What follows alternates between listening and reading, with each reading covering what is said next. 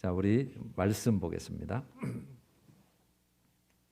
지난주 본문하고 똑같아요. 지난주에 이어서 10장, 11장을 오늘 마칠 거니까요. 자, 우리 4절이 있는데 같이 읽겠습니다. 시작. 내가 나의 두 증인에게 권세를 주리니 그들이 굵은 베옷을 입고 1260일을 예언하리라. 그들이 그 증언을 마칠 때에 무적행으로부터 올라오는 짐승이 그들과 더불어 전쟁을 일으켜 그들을 이기고 그들을 죽일 터인즉 3일 반 후에 하나님께로부터 생기가 그들 속에 들어가매 그들이 발로 일어서니 구경하는 자들이 크게 두려워하더라. 하늘로부터 큰 음성이 있어 이리로 올라오라 함을 그들이 듣고 구름을 타고 하늘로 올라가니 그들의 원수들도 구경하더라. 아멘. 우리가 지난주부터 10장, 11장 같은 내용이에요. 뒤쪽만 조금 다른 내용이고. 그래서 힘센 다른 천사, 그러니까 큰 권위를 받은, 고난을 위임받은 천사가 2절 펴 놓인 작은 두루마리, 결국 그 계시록 내용이죠. 영원한 복음, 속히 일어날 일, 장차 일어날 일들. 펴 놓인 작은 두루마리를 들고 큰 소리로 사명자를 찾는 모습이었어요. 이 땅의 마지막 때에 이 복음을 외칠 자가 누구냐. 그래서 정말 하나님의 뜻을 이룰, 하나님의 비밀을 이룰. 그래서 7절에 그렇게 되어 있죠. 7째 천사가 소리내는 날에는 하나님이 그의 종 선지자들에게 전하신 복음과 같이 하나님의 그 비밀이 이루어지리라. 그래서 그 하나님의 그 비밀을 이루어지도록 먼저 외치는 하나님의 종들을 찾는 모습이죠. 8절로 와서 천산에 펴놓인 두루마리를 이제 사도 요한에게 지금 이 모든 걸 지금 계시해 주고 있잖아요. 그래서 이 두루마리를 가지라. 또 9절에는 먹어버리라. 그렇죠. 가지라, 먹어버리라는 뜻은 그 뜻을 깨닫고 그것을 잘 알아라는 뜻이죠. 그런데 먹을 때는 꿀같이 달겠지만 나중에는 쓰게 된다.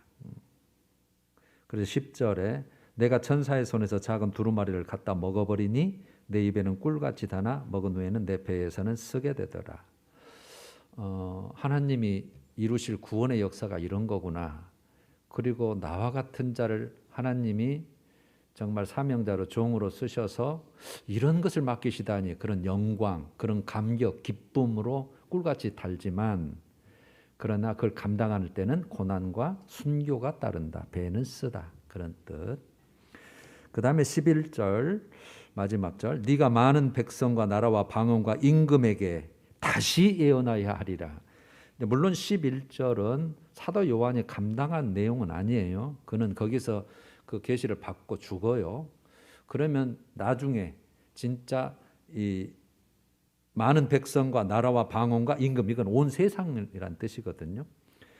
그래서 온 세상에 다시 예언할 사명자가 이제 그래서 11장 3절부터 등장을 하는 게 그 두 증인, 이렇게 두 증인, 두 감람나무, 두 촛대, 10절에 두 선지자, 이렇게 명명되는 하나님이 쓰시는 하나님의 종들을 통해서 이 일을 이루시지요. 그 다음에 11장 1, 2절에 와서 사도 요한에게 실제적으로 그러면 나중에 어떤 일을 하게 될 거냐 하는 것을 1, 2절에 예로 보여주는 거예요. 1, 2절에 이렇게 됐죠. 내게 지팡이 같은 갈대를 주며, 이거 측량하는 도구, 잣대, 표준, 즉 복음, 영원한 이 펴놓인 작은 책, 그렇게 보시면 되고, 이것을 가지고 성전과 제단과, 그러니까 성전과 제단을 측량하고 또 그 안에서 경배하는 자들을 측량해라. 그러나 성전 바깥마당은 측량하지 마라. 그래서 여러분이 마지막 복음을 꼭 아셔야 될 게 구원을 위한 복음은 아니에요. 믿는 자들에게 와서 회개를 외치고 주 예수의 재림을 준비하라는 복음이지, 믿는 자에게 예수님의 십자가를 전하고 부활을 전하는 복음은 아니에요. 그래서 그 정말 사명자들과 신실한 성도들, 끝까지 믿음 지키고 있는 그 재림을 사모하면서 그런 자들은 그렇게 잘 전해서 회개하게 하고 준비시켜라는 뜻이고, 그 다음에 마당만 밟고 형식적인 신앙생활하고 그런 쪽은 조금 우리가 생각해 봐야 돼요. 그래서 2절 성전 바깥마당은 측량하지 말고 그냥 두라. 이 복음은 그런 분들이 못 받을 복음이란 뜻이에요. 이것은 이방인에게 주었은즉 그들이 거룩한 성을, 여기서 거룩한 성은 예루살렘 성전을 뜻하죠. 예루살렘 성을 42달 동안, 성경은 1260일 42달 3년 반, 한때 두때 반때 이렇게 표현을 해요. 그런데 그 정확한 세 가지 뜻이 의미는 있어요. 중요한 것은 아니지만, 그래서 일로 쪼개고 달로 쪼개고 그 다음에 년으로 쪼개고 이런 것뿐이잖아요. 그래서 짓밟으리라. 이방인에게 넘겨준다는 뜻이에요. 그러니까 이방인의 뜻을 받고 있는 성도는 그거는 어차피 그게 밟게 되니까 그들은 못 받을 복음이라는 의미가 있어요. 그래놓고 3절에 내가 나의 두 증인에게, 그러니까 이제 사도 요한의 사명에서 두 증인의 사명으로 넘어가 버린 거죠. 왜냐하면 두 증인은 이제 마지막 종말 때에 외칠 자들을 명명하는 거니까요. 그래서 11절에 네가 온 세상에 다시 예언해야 하리라. 이것을 감당할 사명자는 두 증인으로 이제 앞으로 우리 세대에 올 세대에 그런 자들이죠. 두 증인에게 권세를 주리니 그들이 굵은 베옷을 입고, 굵은 베옷은 회개를 외치는 의미예요. 그래서 여러분 복음을 전하는 말씀드렸듯이 복음을 전하는 사명이 아니고 회개를 외치는 사명이에요. 회개를 외쳐요. 믿는 자들이 정말 그 오실 주님을 준비하고 자기의 삶을 다 회개하고 정말 흰옷을 입을 그런 모습, 영과 혼과 몸이 점도 없고 흠도 없이, 그래서 데살로니가 후서나 베드로 전서나 그 표현을 꼭 쓰죠. 네가 주 예수에 나타날 때에 영혼 육이 점도 없고 흠도 없이, 그게 그렇게까지 회개해야 된다는 뜻이에요. 굵은 베옷을 입고 1260일, 여기는 정확히 1260일. 그러니까 좋은 뜻은 항상 1260일로 되어 있어요. 하루하루를 하나님이 지키시고 보호하시겠다는 의미, 그렇게 보는 거예요. 1260일, 3년 반이고 42달입니다. 자, 우리가 4절까지 했죠. 그들은 이 땅을 다스리는 주 앞에 서 있는 두 감람나무와 두 촛대니, 그래서 두 감람나무는 실제는 스가랴서 4장에 나오는 스룹바벨과 대제사장 여호수아를 말해요. 그러니까 이들은 주 앞에 서 있는 사명자들, 내 종들, 하나님의 종들이니 그렇게 표현됐죠. 그러니까 두 증인은 결국 내가 종말 때 쓸 내 종들이라는 뜻이에요. 그래서 스가랴 4장. 그래서 항상 신약은, 특히 계시록은 구약을 기초로, 배경으로, 그 표현 방법으로 표현을 기록해요. 두 감람나무, 두 촛대는 교회죠. 그래서 좋은 교회, 금촛대 교회, 신앙을 지키는 교회, 타협하지 않고 진리를 지키는 교회에서 이 두 증인이 배출되고 나오고, 물론 그 두 증인이 그 교회를 사역을 하셨겠죠. 자, 거기까지 우리가 했습니다. 이제 오늘은 5절, 6절 우리 같이 한번 읽을까요? 찾아보셔요. 시작. 만일 누구든지 그들을 해하고자 하면 그들의 입에서 불이 나와서 그들의 원수를 삼켜버릴 것이요, 누구든지 그들을 해하고자 하면 반드시 그와 같이 죽임을 당하리라. 6절. 그들이 권능을 가지고 하늘을 닫아 그 예언을 하는 날 동안 비가 오지 못하게 하고, 또 권능을 가지고 물을 피로 변하게 하고, 아무 때든지 원하는 대로 여러 가지 재앙으로 땅을 치리로다. 아멘. 여기서 그들은 두 증인을 말하죠. 만일 누구든지 두 증인을 해하고자 하면 그들 두 증인의 입에서 불이 나와서 두 증인의 원수를 삼켜버릴 것이요, 누구든지 그들을, 즉 두 증인을 해하고자 하면 반드시 그와 같이 죽임을 당하리라.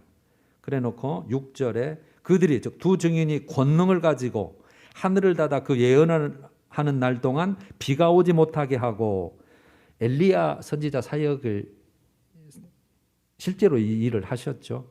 열왕기상 18장에 이스라엘에 3년 반 동안 비를 못 내리게 막았죠. 그리고 다시 기도한즉 비가 오고 그런 엘리야 사역을 지금 말하는 것이고, 또 권능을 가지고 물을 피로 변하게 하고, 출애굽기 7장 이스라엘을 애굽에서 끄집어낼 때에 모세를 통해서 하나님께서 하셨던, 그래서 모든 먹는 물 나일강이 다 피로 변해서 그 재앙을 내리셨던 것을 지금 여기 기록한 거예요.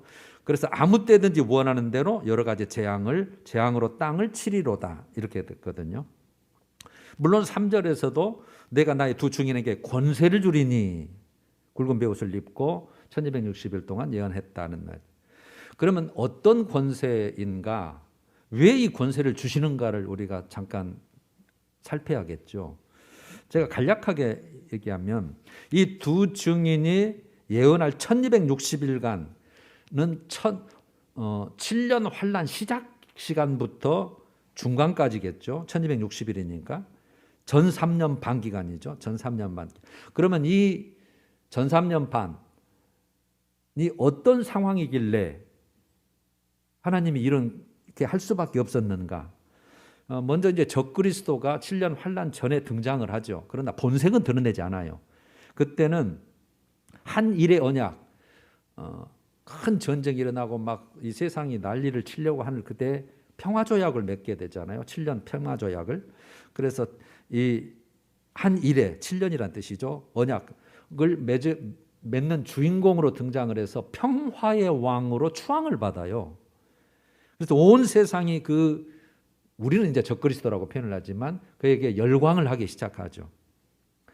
그리고 이제 13장, 우리가 지금 11장까지 오늘 마치니까 이제 12장, 13장 계속 하겠잖아요. 다 이제 나중에 얽히고 설켜서 딱 맞아 떨어질 거예요.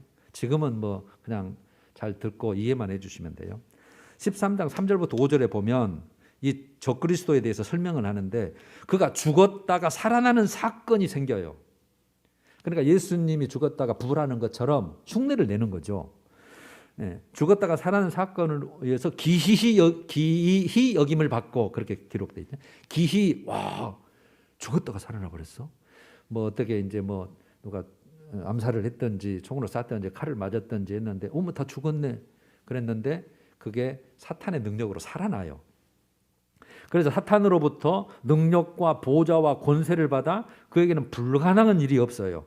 그래서 신적 존재로 추앙을 받게 되고, 5절에는 이미 음녀의 거대한 세력이 이미 형성돼 있어요. 그런 사람이 나타나니까 음녀, 많은 교회들이 다 배도를 하고 주의 종들의 3분의 1이 다 타락을 해요.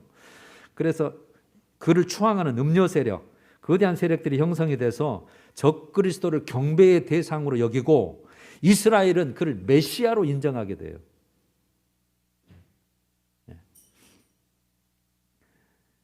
그리고 많은 교회가 영적 암흑이 되고 비진리 음료화가 되고 있는 상황. 그래서 특히 점 3년 반 이 종반에는 또 황충이 때 환란을 이미 우리가 배웠잖아요. 다섯째 나팔, 첫째 화. 황충이, 그러니까 믿는 교회, 음료가 안 된 교회, 진리를 지키는 교회, 주 예수 그리스도를 따르는 교회는 엄청난 핍박이, 박해가 5개월 동안 된다고 우리가 있었잖아요. 그러니까 진리를 따르는 교회를 핍박하게 되니까 진리를 따르는 교회는 설 자리가 없어요. 이런 시기에 두 증인이 그냥 평범한 모습으로는 적그리스도 세력을 대적할 수도 없고 예언 활동이 불가능하죠. 그래서 하나님께서는 두 증인에게 5절 6절과 같은 권세를 주시는 거예요. 엘리야와 같은, 모세와 같은. 그러면 성경에 이런 예가 있습니까? 있죠, 당연히. 아까 같이 엘리야 열왕기 하 1장에 보면은요, 또 다른 이 사역이 있었어요. 악한 왕 아하시아 왕 때, 아하시아 왕이 병에 들어요. 그러면 당연히 하나님을 찾아야 되는데 왕이니까 이방신을 가서 찾아요. 내 병이 낫겠는가 한번 나서주라 해봐라. 그 소식을 엘리야가 듣죠. 그래서 왕을 굉장히 책망을 하니까 그 왕이 그 소식을 듣고 군사 50명, 50부장과 군사 50명을 보내서 데려와라 그래요. 그런데 하나님이 허락이야 가는 거잖아요. 그러니까 엘리야는 안 간다. 이미 하나님이 버린 왕이라는 그런 이제 의도죠. 그 기사에 쭉 보면 열왕기 하 1장이에요. 가서 읽어보시면 다 돼요. 50부장과 50명이 잡으러 오는데 내가 하나님의 종이거든. 하늘에서 불이 내려와서 너희를 살릴 것이다. 그러니까 순간에 불이 내려와서 50명을 싹 불태워 죽여버려요. 그러니까 아하시아 왕이 또다시 보냅니다. 50부장과 50명을. 그 일이 또만 일어나요. 2번. 하늘에서 그냥 불이 나와서 그냥 다 죽이는 거예요. 그 다음에 3번째 보내는데 3번째 50부장이 굉장히 지혜롭죠. 우리는 그냥 종들입니다. 심부름 온 사람입니다. 우리를 왜 죽이실래 하십니까? 그러니까 하나님께서 엘리야에게 이제는 아하시아의 왕에게 가라 하면서 허락을 해서 그런 사건이에요. 그 다음에 신약에도 예를 들면 베드로 사도 건이죠. 사도행전 5장입니다. 사도행전 5장에 초대교회 마침 이제 성령이 막 불릴듯이 일어나고 초대교회가 부흥이 일어나는데 모든 사람이 재산을 팔아서 바치는 사건이 일어나죠. 아나니아 삽비라 자기 밭을 팔았어요. 얼마나 좋아요. 자기 밭을 팔아서 사도들 앞에 두려고 하는데 얼마를 감추었다고 돼 있어요. 근데 그걸 베드로가 알죠. 성령께서 말씀해 주셨는지. 그래서 딱 가져왔는데 이게 다냐? 답니다. 거짓말을 하죠. 그러니까 사도 베드로가 네가 성령을 속이느냐, 주의 영을 시험하느냐, 그 말에 그냥 거기에서 죽어버려요. 그냥. 물론 베드로가 죽인 게 아니죠. 하나님께서 그러신 거죠. 그러니까 아내가 나중에 또 와요. 남편이 죽은 줄 모르고. 그러니까 아내에게도 이게 네 남편이 가져온 게 다냐? 그랬더니 답니다. 또 그러죠. 그래서 똑같은 하니까 또 죽어버려요. 이런 사건이 있어요. 그러니까 여러분 아까 입에서 불이 나왔다 해서 뭐 용가리 같이 불이 나온다는 얘기가 아니고 이런 재앙 모든 것이 그 하나님의 종들을 통해서 하나님이 일하신다는 뜻이에요. 그러면 여기서 두 증인이라는 두 자가 붙었죠. 그냥 감람나무 촛대 선지자 증인 그러면 되는데 왜 두 자를 붙이셨을까? 이걸 3가지 의미로 각각 해석을 하는데 첫 번째는 아까 말했던 6절에 말했던 엘리야와 모세를 말할 것이다. 이렇게 보기도 하고 또 하나는 아니다. 성경은 항상 이 유대는 이스라엘 백성은 증인이 필요할 때는 항상 2사람 이상이다. 물론 율법에도 나오죠. 한 사람에가 그는 증인이 안 돼요. 꼭 2사람 이상이어야 됩니다. 그 성경에도 2-3사람 이상이 기도한 곳에는 항상 2사람. 그래서 항상 예수님께서도 파송할 때는 항상 2사람씩 보내요. 둘씩. 70인 파송할 때도 그렇고 12제자 파송할 때도 그렇고 항상 둘씩 보내요. 그래서 그 법적 증인수 항상 성경에 종들을 파송할 2명이었기 때문에 2증인이라고 했을 것이다. 또 하나는 나중에 2증인 되는 이 하나님의 종들이 유대인이냐 아니면 모든 세상 사람들의 이방인 교회에서 나오는 거냐. 그래서 아니다. 유대인 교회와 즉 두 민족인 유대인과 이방인에서 하나님께서 택한 종인들일 것이다. 그래서 저는 이 3가지를 다 버무려서 합해서 이들이 둘씩 파송돼서 2증인일 것이고 두 민족 즉 유대인과 이방인에서 남종과 여종을 택해서 하나님이 쓰실 것이고 이들에게 권세를 주시되 엘리야와 모세와 같은 능력과 권세를 주실 것이다. 그래서 2증인으로 붙였다. 저는 그렇게 해설을 해요. 그 다음에 7절 그들이 그 증언을 마칠 때에 무적행으로부터 올라오는 짐승 여러분 무적행으로부터 올라오는 짐승이 이제 13장에 잘 표현이 되는데 무적행 악한 영을 가두어두는 감옥이죠. 거기에서 올라오는 한 진짜 센 영이 한 사람에게 들어가면 그게 적그리스도가 돼요 앞으로.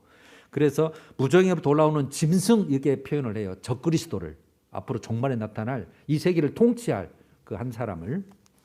그래서 앞으로 용이나 적그리스도나 이게 동일하게 이렇게 취급을 해요. 왜냐하면 약한 영의 지배를 받기 때문에. 그래서 무적행으로 돌아오는 짐승이 즉 적그리스도가 그들과 2증인과 더불어 전쟁을 일으켜 그들을 2증인을 이기고 그들을 2증인을 죽일 터인즉 결국은 적그리스도에게 잡혀서 2증인은 죽어요. 언제 죽어요? 증언을 마칠 때에 1260일간 사명을 마칠 때라는 뜻이에요. 그러니까 그 전에는 못 죽이죠. 왜? 아까 그런 권세가 있으니까 못 건드려요. 그래서 하나님이 딱 그 택한 그 허락한 기간이 있어요. 3년 반, 1260일, 전산년 반. 그때만 외치고 너는 잡아 죽어서 순교당할 것이라는 뜻이에요. 8절 그들의 시체가 큰 성길에 있으리니 그 성은 영적으로 하면 소돔이라고도 하고 애굽이라고도 하니 곧 그들의 주께서 십자가에 못 박히신 곳이라. 백성과 족속과 방언과 나라 중에서 사람들이 그 시체를 사흘 반 동안을 보며 무덤에 장사하지 못하게 하리로다. 이 두 선지자가 땅에 사는 자들을 괴롭게 한 거로 땅에 사는 자들이 그들의 죽음을 즐거워하고 기뻐하여 서로 예물을 보내리라 하더라. 두 증인의 권세는 예언할 동안에만 해당이 돼서 사명을 마친 후에는 적그리스도에게 잡혀서 온 고난과 순교를 당했죠. 그래서 순교 시기는 예언 사역 기간 1260일이 마치는 전 3년 반 마지막 기간, 한 중간이죠. 7년으로 보자면 딱 중간. 두 증인의 순교를 예언을 해놨죠. 6번째 인에 순교자의 기도가 나오죠. 6장 11절에 이렇게 말하잖아요. 순교자들이 하나님 우리 신원을 갚아주세요. 빨리 재림하셔서 그랬더니 이렇게 말씀하는 게 나오죠. 그들의 동무 종들과 형제들도 너희들처럼 죽임을 당하여 그 수가 차기까지 하라 그랬죠. 그러니까 그 순교까지 기다리시는 거예요 지금. 그 다음에 8절에 큰 성 그래놨죠. 큰 성길에 있으니 시체가 큰 성길에 있다. 물론 큰 성 바벨론 성을 말하는 것이지만 이거는 그 세상을 말하는 거죠. 그들이 각 세상에 퍼져서 예언 사역을 한 곳이 있었잖아요. 그 예언 사역을 했던 그 세상, 그곳에서 영적으로 하면 소돔이라고 불로 심판받은 죄악의 도시 애굽 세상을 의미하죠. 주께서 십자가에 못 박으신 것도 그 세상 권력에 의해서 그런 영적으로 타락한, 물론 그 예루살렘 도성 바깥에서 십자가에 죽으셨죠. 그래서 예수님이 그렇게 고난당하고 죽으셨던 것처럼 이 너희들도 그 시체가 그렇게 될 거다는 뜻이에요. 9절 세상은 두 증인을 죽이고 9절이 백성과 족속과 방언과 나라 중에서 즉 온 세상의 모든 사람들이 그 시체를 사흘 반 동안을 보며 무덤에 장사하지 못하게 하리로다 그랬잖아요. 그러니까 두 증인을 죽이고 나서 시신을 사흘 반 방치한 채 두고두고 저주를 하는 거죠. 예수님한테 그랬잖아요. 십자가 예수님처럼 아이고 남은 구원 없지 지는 구원 못하네 조롱하고 비난하고 그랬잖아요. 10절 이 두 선지자가 땅에 사는 자들을 괴롭게 한 거로 땅에 사는 자들이 그들의 죽음을 즐거워하고 기뻐해 서로 예물을 보낸다. 말할 것 없이 엘리야와 모세와 같은 그런 권능의 사역을 가지고 여러 가지 재앙으로 땅을 치리로다 그랬잖아요. 땅을 쳤기 때문에 당연히 죽었으니까 즐거워하는 거죠. 예물을 보내고. 11절 12절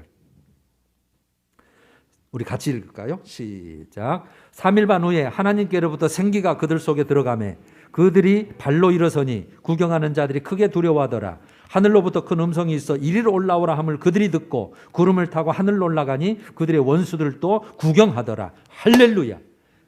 두 증인의 부활 승천입니다.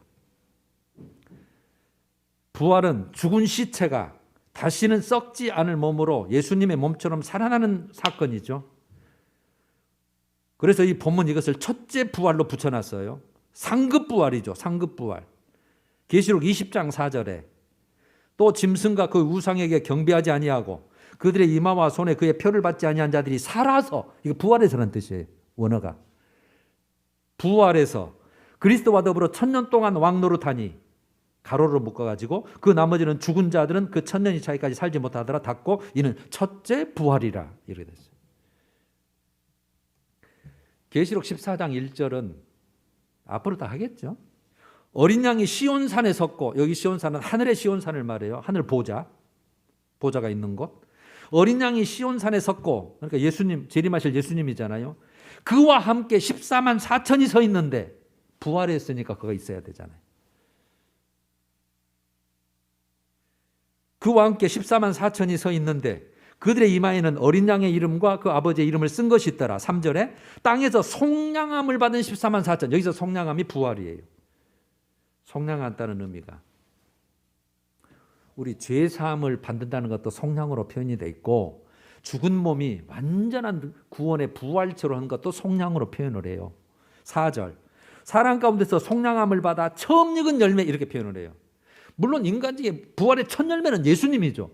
그런데 이 땅 가운데 사람 가운데서 속량함을 받아, 예수님 말고 사람 가운데 속량을 받은 처음 익은 열매 그렇게 표현을 해요.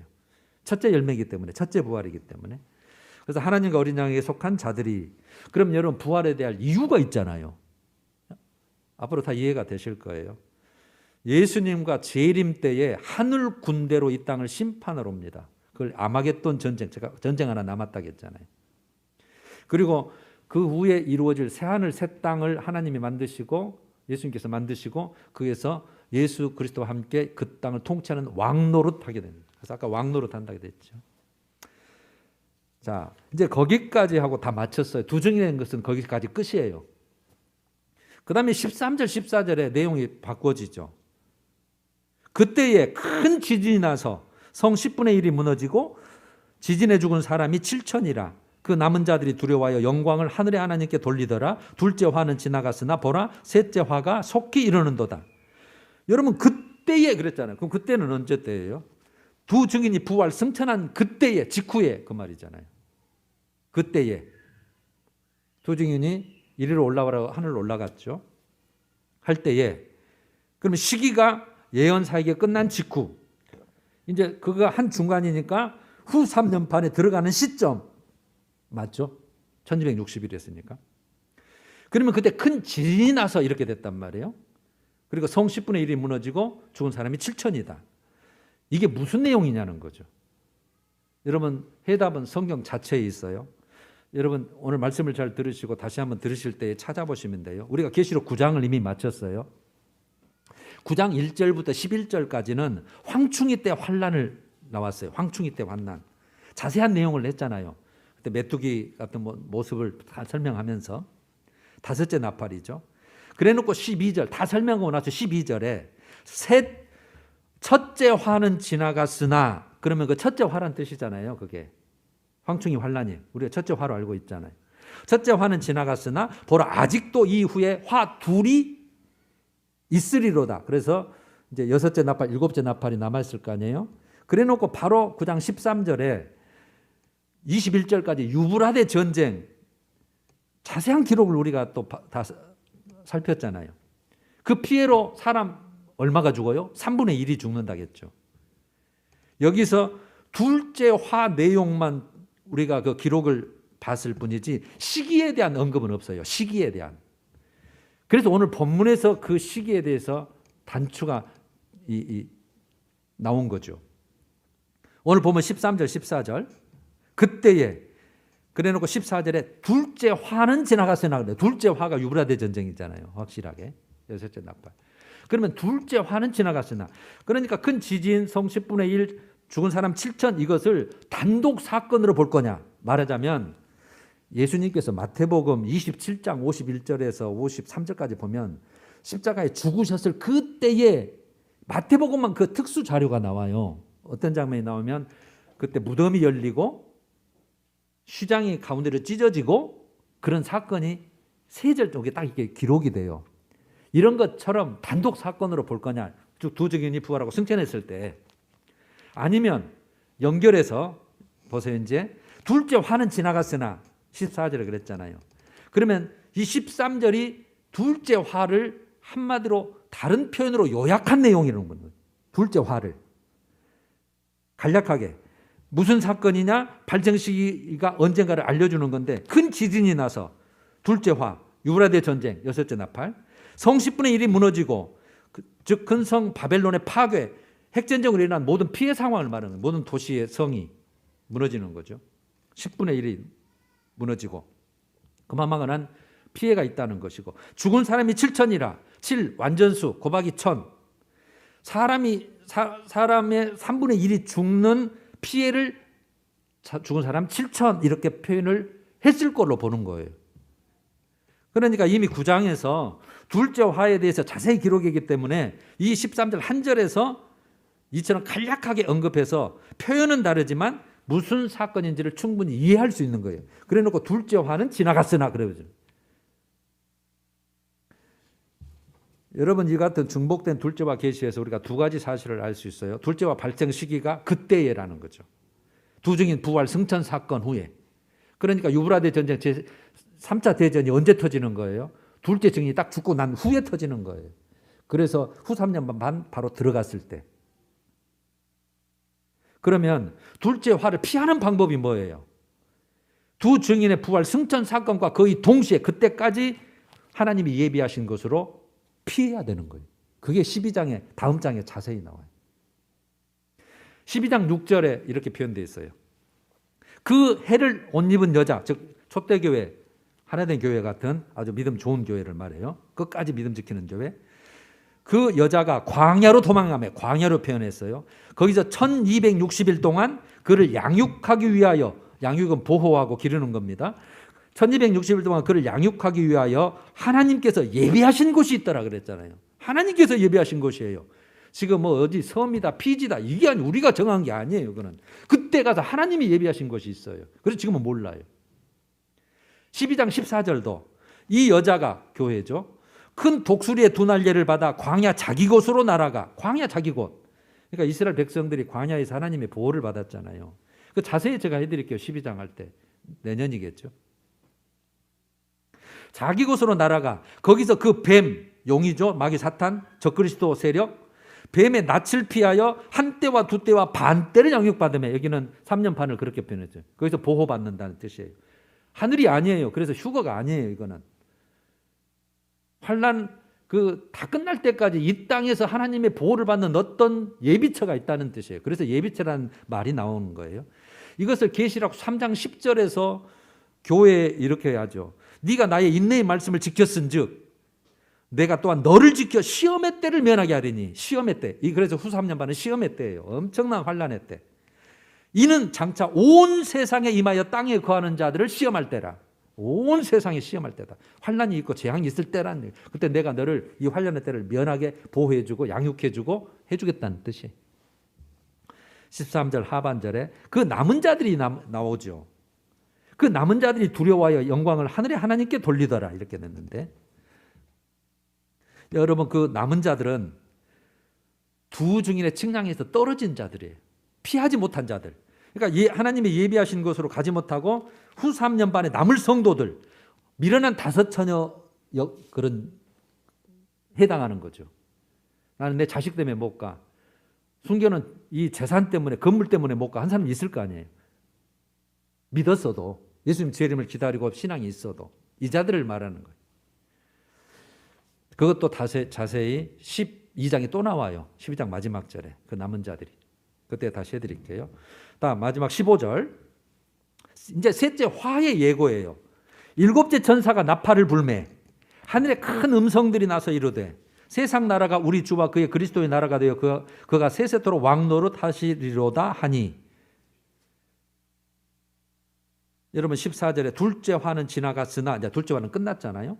둘째가 유브라데인지 우리도 다 9장에 봤고, 보라 셋째 화가 속히 이르는도다. 그러면 셋째 화는 일곱 번째 나팔, 일곱 대접을 말하는 거잖아요. 일곱 대접. 그러면 일곱째 천사가 나팔을 불매. 앞으로 이제 불 거잖아요. 이제 불면 어떤 사건이 나는지 사도 요한에게 보여줬으니까 그걸 지금 사도 요한은 설명을 했고, 하나님의 심판은 일곱째 나팔로 끝나요. 이 나팔을 부니 그러면 어떤 일이 일어나느냐? 15절에 정확히 표현했잖아요. 그 결과로. 뭐 세상이 어떻게 멸망하는 것은 나중에 18장에 다 잘 나오고, 무엇 때문에 하나님 이럴까 하는가를 그 목적이 나오는 거죠. 세상 나라가, 이 세상 나라가 우리 주와 그의 그리스도의 나라가 돼요. 그러니까 우리가 주의 나라, 우리가 주기도문 부르는데 그 주의 나라, 그 나라가예요. 제자들도 주의 나라가 임함이 그때입니까? 묻는 게 메시아 왕국을 말해요. 구약 때 메시아 왕국을 약속했기 때문에. 그리스도의 나라가 되어 그가 세세토록 왕노릇 하시리로다. 나중에 이제 20장에 천년왕국이 나와요. 그때도 자세히 할 것. 그리고 16절 17절에는 하나님께 최상의 경배와 찬양이 나요.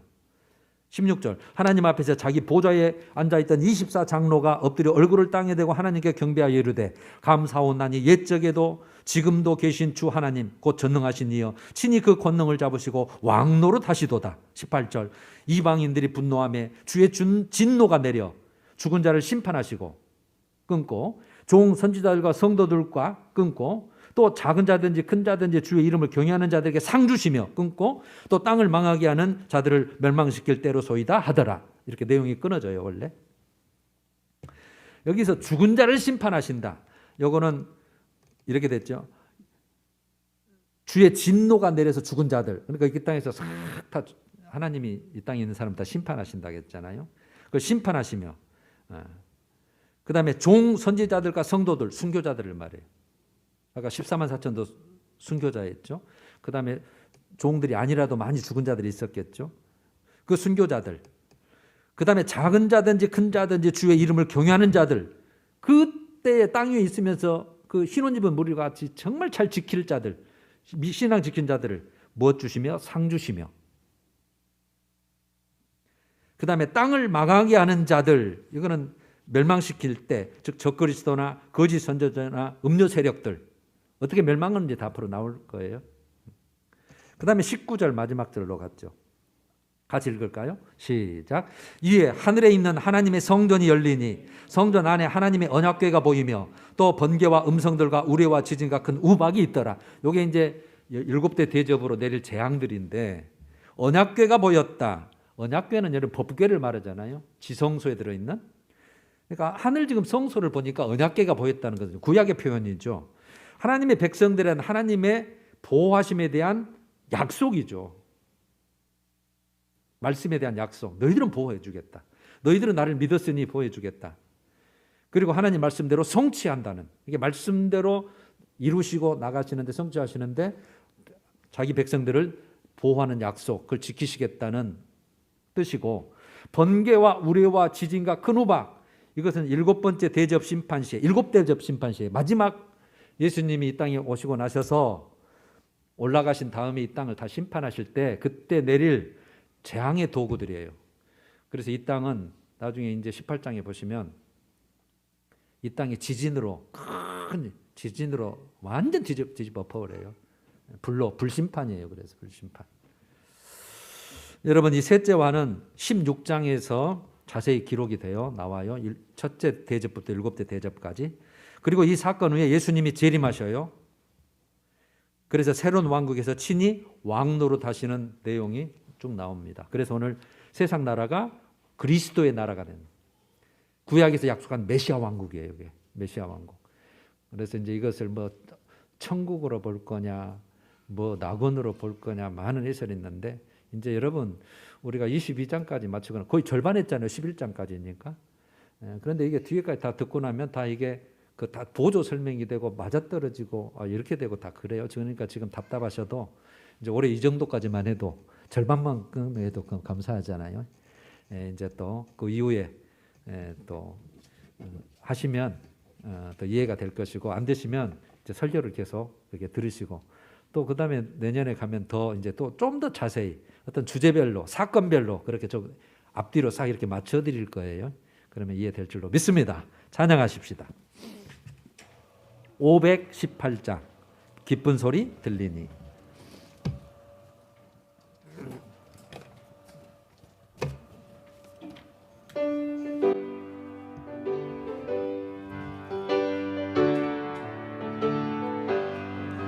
기쁜 소리 들리니 예수 구원하신다. 만민에게 전하라. 예수 구원하신다. 주님 명령하시니 산을 넘고 물 건너 온 세상에 전하라. 예수 구원하신다. 받아들라 외쳐라. 예수 구원하신다. 모든 죄인 드러나. 예수 구원하신다. 모든 소마 일어나. 메아리 저 흘려라. 복음 중에 복음은 예수 구원하신 간주. 환난 중에 하는 말 예수 구원하신다. 다시 살아나시오. 환난 중에 하는 말 예수 구원하신다.